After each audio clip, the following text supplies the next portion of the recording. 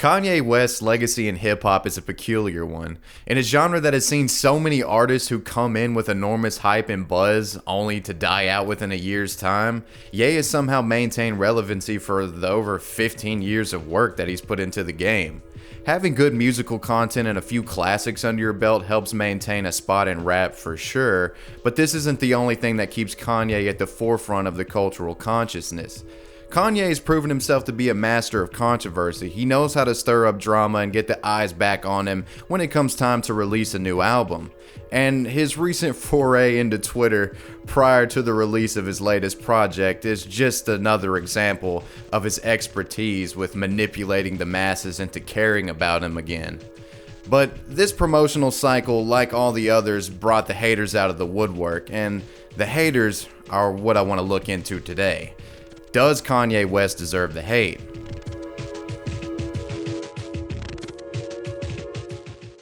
It's your boy,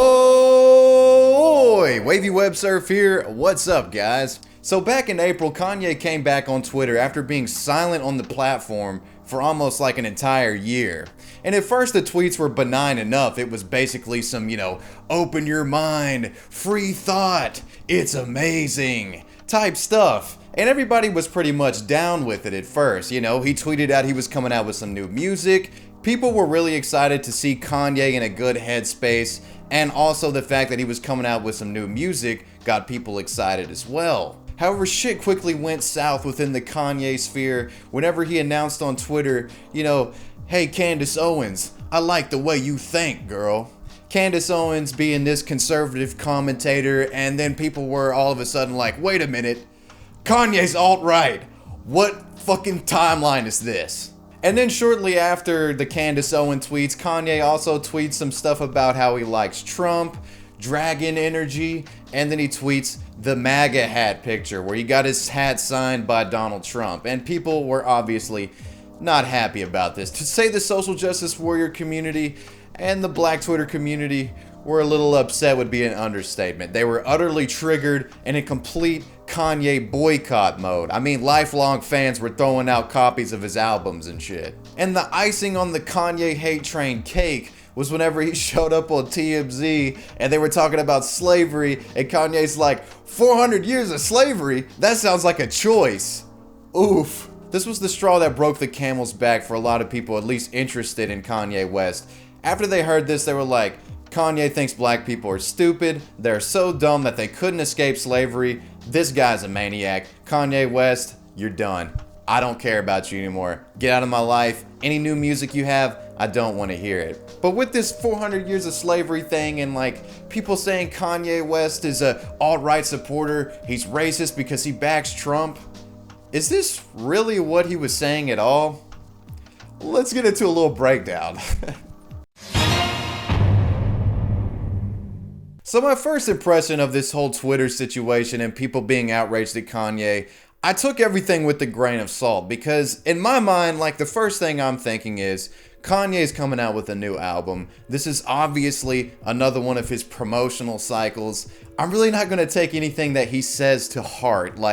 Anything Kanye says regarding Trump or regarding whatever thought process he's going through right now, I really don't care about it because I know it's just promo at the end of the day, and there's going to be an album at the end of all this, and after the album's out, Kanye's just kind of going to go back into his corner, and I'll have some good music. Some people were triggered for a little bit, but it'll all be over. It'll just pass by, it's not going to be a big deal. Because at the end of the day, this is all just a fucking game for Kanye. I mean, he's no political talking head. He's an entertainer. Did you guys forget about that? I don't stop being a fan of an artist because of their political beliefs or whatever, Just in the same sense, I don't not become friends with someone just because they have a different belief system than me.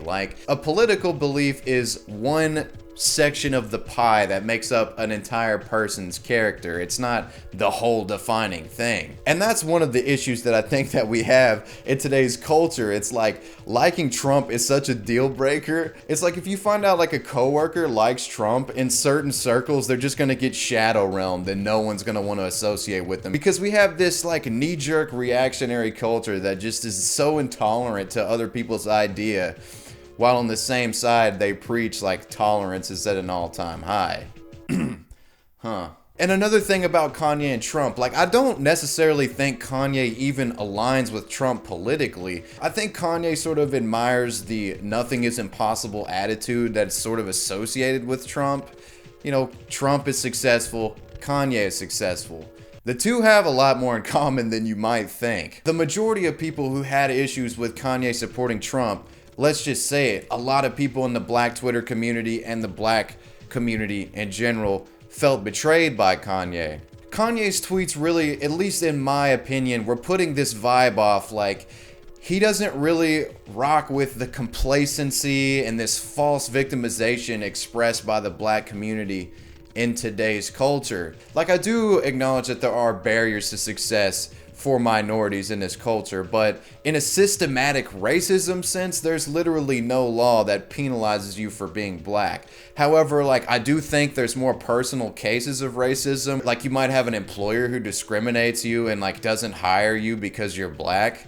That's fucked up. But that's on a personal level, and you just have to deal with it as that. There's not any sort of law that you can put into place that's going to stop some weird psychological thought process within someone that makes them, you know, sort of discriminate. That it becomes so micro at that point that it's impossible to manage in a bureaucratic sense. I think a lot of what Kanye is trying to say is people walk around with these victim-like mindsets where they feel like they can't accomplish something because there's this greater scheme above them that's pushing them down and preventing them from doing what they want to do.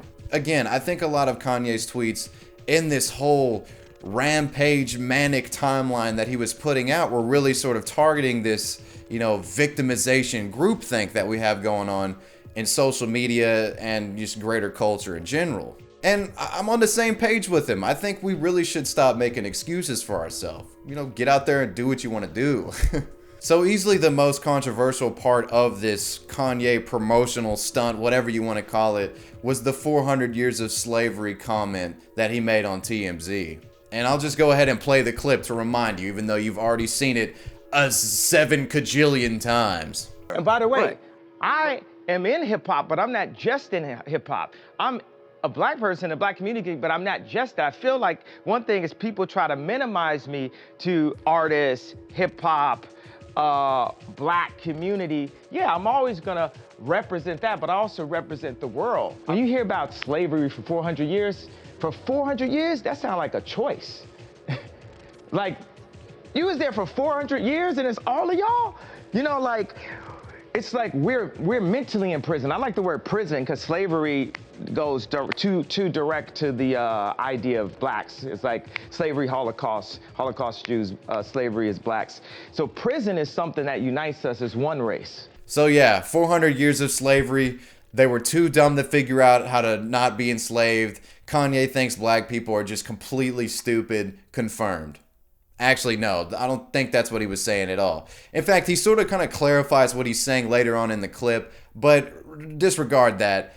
Honestly, look, the slavery metaphor or whatever you want to call it was probably not the best way to sort of express this point, Kanye, but I'll help you articulate it some. I think what Kanye was really trying to say here is that in the past and in present times, and I'm sure in the future, there seems to be like feelings of mass complacency. And you can really pick up on this if you aren't going into this clip ready to just find ammo to deconstruct Kanye. I think he has something interesting to say here. People come up with like false perceptions of the world around us. People build up this prison in their mind where they think they can only say certain things, think they can only do certain things because of some social construct that's established, and you're basically told this is the way you should do something, otherwise it's problematic, or you're doing something just too crazy. Because after all, there's nothing really physically keeping you from fulfilling your dreams.